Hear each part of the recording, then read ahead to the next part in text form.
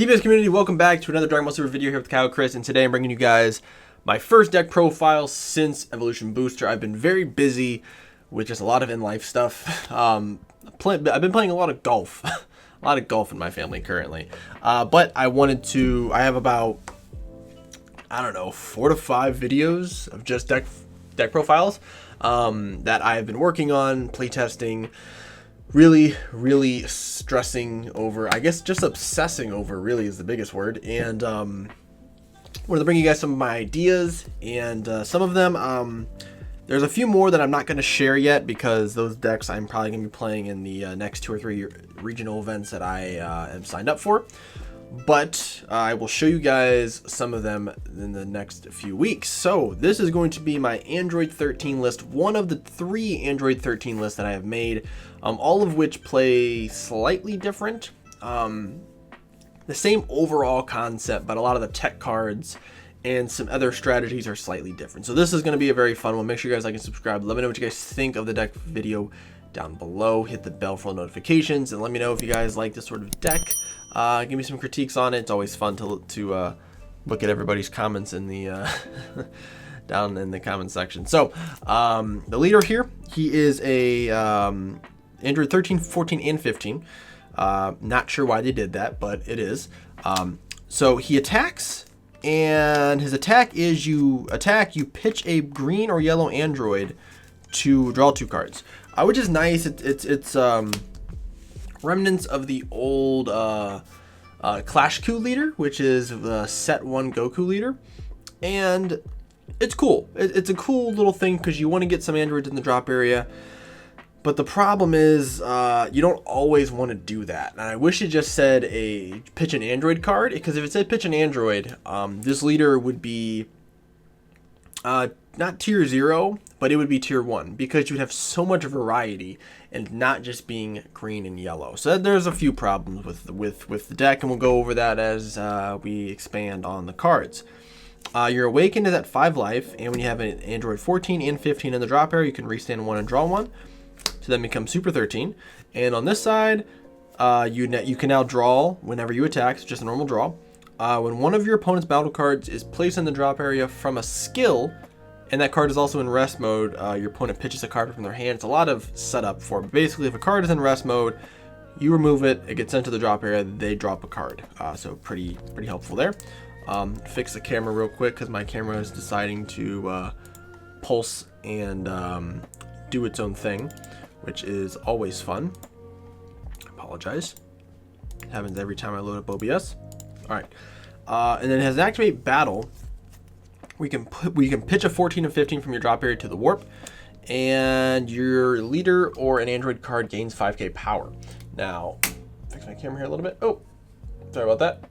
There we go. All right, cool.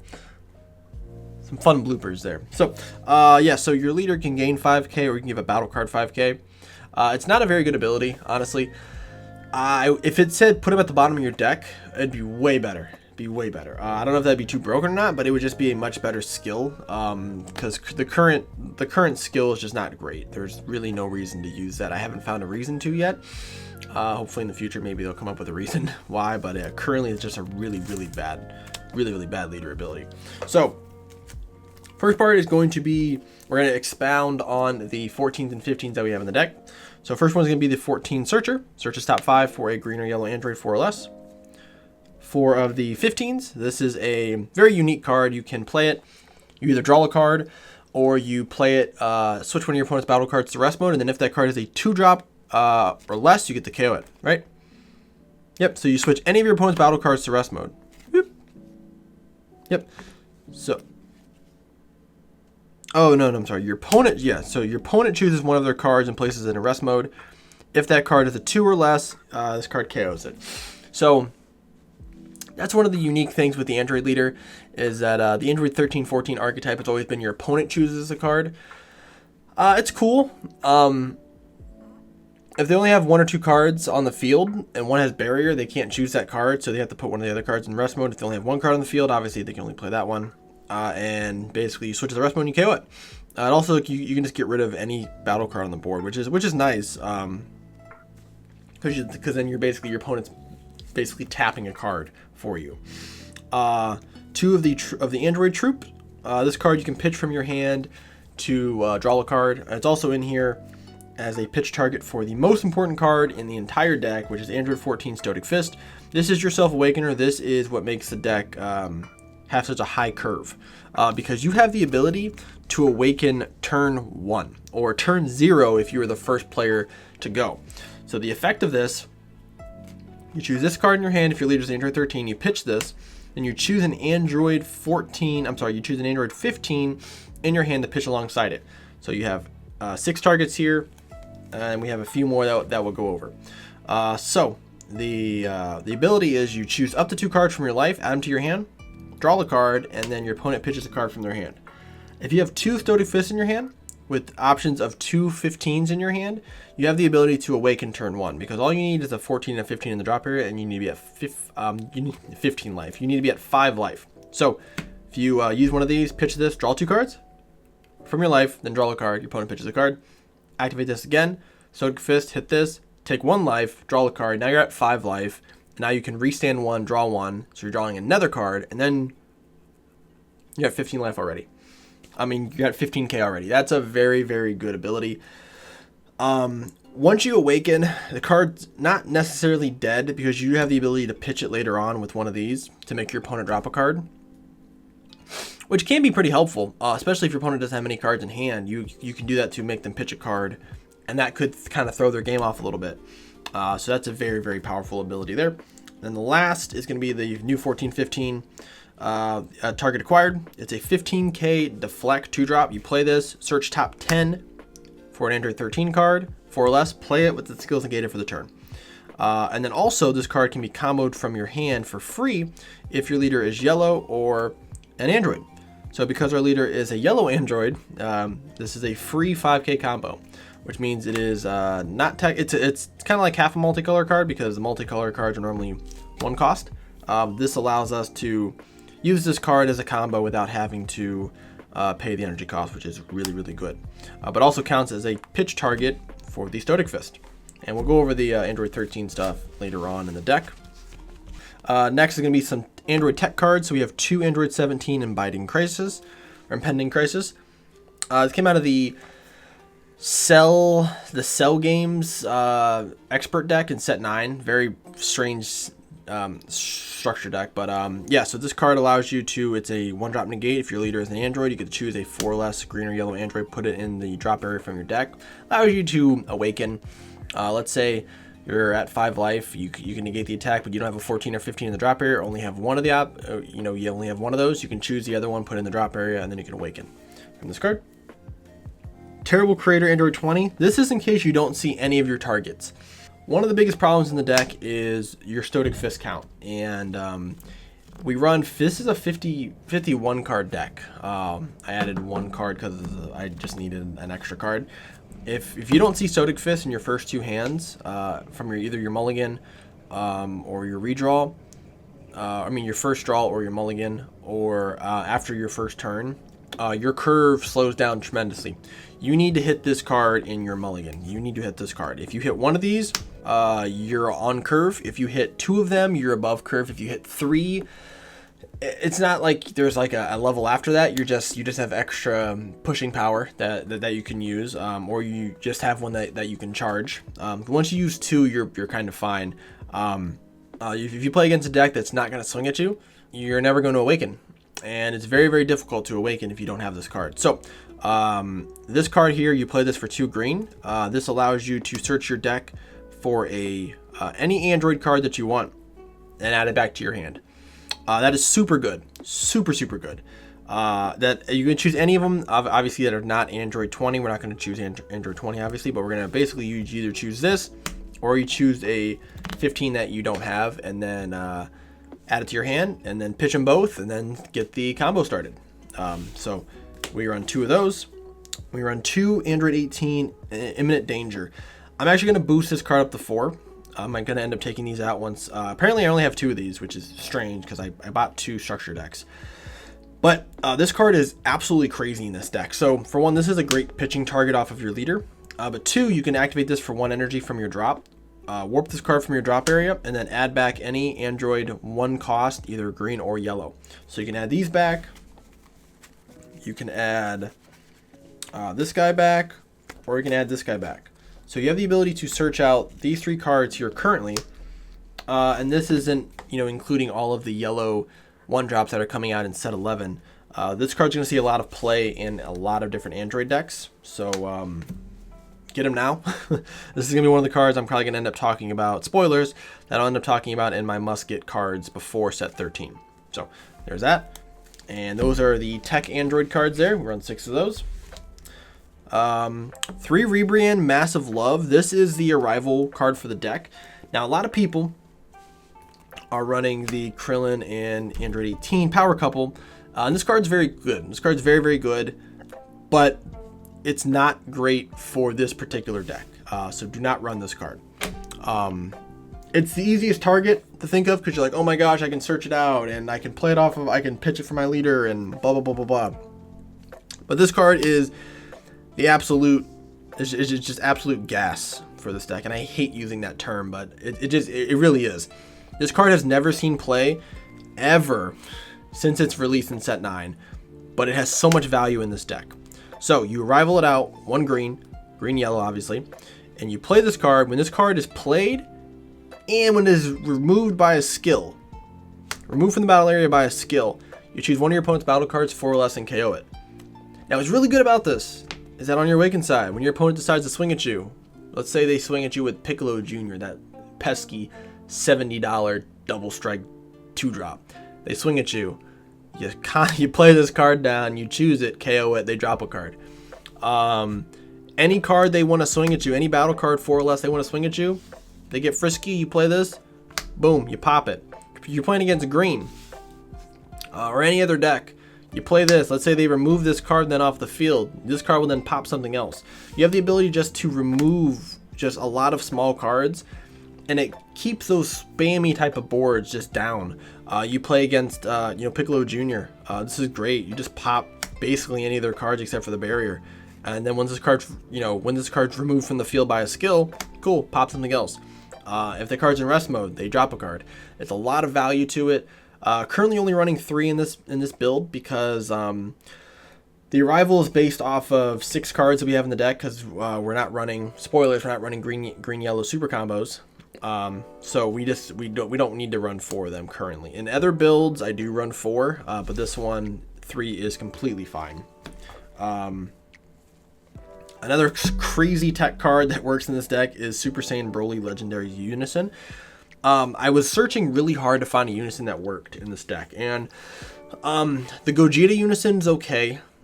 You can drop androids from your hand to draw 2 cards. You can give your leader an extra 5k. There's a lot of usage to it, but I was finding that I needed a better way to remove cards on the board, and this card here is absolutely nuts for that. So it's a 2-drop. You can play it out obviously for more to give it more markers, but it has a minus and it has a neutral ability. So the neutral ability means it doesn't add or remove markers. So the neutral ability is choose one of your opponent's battle cards, ignoring barrier, switch to the rest mode. So this is a switch to rest mode. So if you're running cards like Poutine, that activates Poutine. If you're running cards like Bergamo, that activates Bergamo. It's a very, very powerful ability. A lot of yellow decks should play this as a tech for best of 3s because it's uninteractable and it can put barrier cards in rest mode, which is super good. The second effect is a -1 where you choose one of your opponent's battle cards 5 or less and KO it. And if that card's in rest mode, this will KO it. I'm sorry. Well, and I mean it has to be in rest mode anyways. Yeah, so you can basically switch a card to rest mode using the first ability, or if they just have a card in rest mode, you can just play this or -1 on this, KO that card in rest mode, and this card makes them drop a card. That's very good. That's very good. And because it is a Unison, like I said, very, very hard to interact with Unisons currently. It's very good. I think 3 is fine. I think 4 is, maybe where the deck should have it. But 3 currently is probably the best. And it's probably this is probably by far the best Unison that I found so far for the deck. 2 Prideful Transformations because we are running a Unison. Because it doesn't have a plus to it, There's no reason to run a lot of these because once one marker's removed, this card does not become free anymore. So normally I'll try to play this card out later on in the game, maybe for 3 energy. And then you can use this card as a combo. I mean, you can use this card as a counterplay to put something in rest mode that's being played. And then you have a blocker. 2 Bardock, Father and Son. Draft Box Bardock. They have a playset of these now from the evolution booster. They're not obviously foiled or anything, but this is a very cool card. So you play it out for free. If your opponent has 3 more energy, you tap a battle card, and if you tap the battle card, you can play it out for free.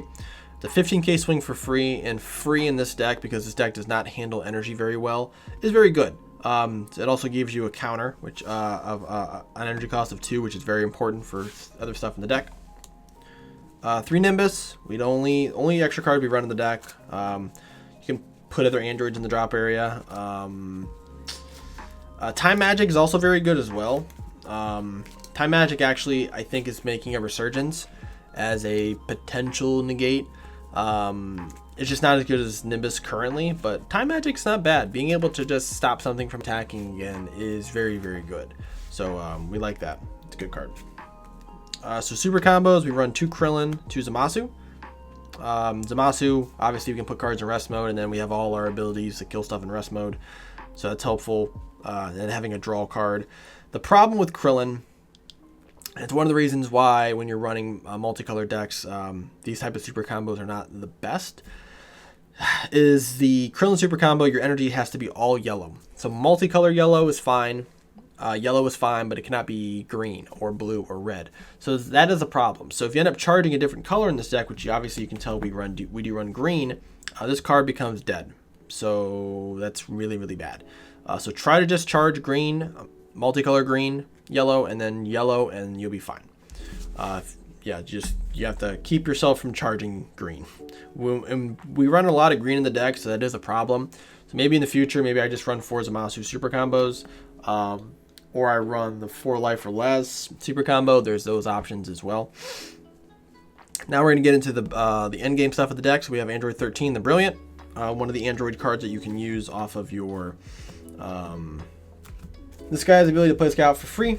Problem is his skills come out negated. So you don't have the ability to use his Unique Orb on that turn, which if they did, I felt like it would have been fine because none of these cards have barrier.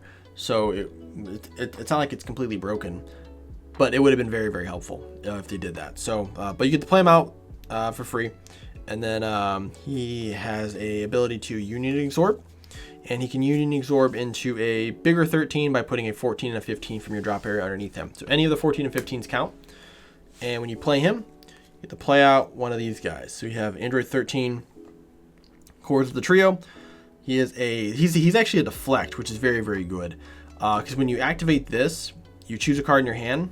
Your opponent has to counterplay during counterplay window 1 if they want to hit him before he hits the board. So they counter. If they are playing blue and they trunks, you can play this, and then the deflect kicks in. So then they don't get to do anything, which is good. But this is a triple attack deflect, successor for a green and a yellow for 7 energy. And this also is very similar to this card here, where this counts as a free combo if your leader is yellow or an android. And when this card swings, your opponent chooses one of their cards and they KO it. So if that card is in rest mode, this ability will trigger. But it is a 30k triple attack. Very good for killing unisons. Very good for just... Really, it is good for if your opponent has a Unison on board, you swing at the Unison 3 times, and then they have to pop 3 of their battle cards. And if they can't remove it, that's a lot of value gone. Very, very powerful card in its own right. The other one's going to be the Adamantian Avenger. This came out of set 9. Another set 9 card here. I love this card. I bought a full playset of this card when it came out for I think $2. $2 SR. I bought a full playset of it for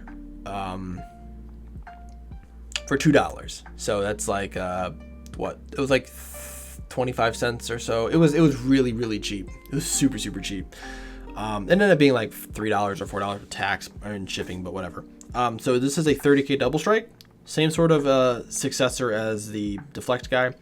He has an activate main. If your leader is an Android 13, you choose 3 androids from your drop area, and put them back into your deck at the bottom in any order.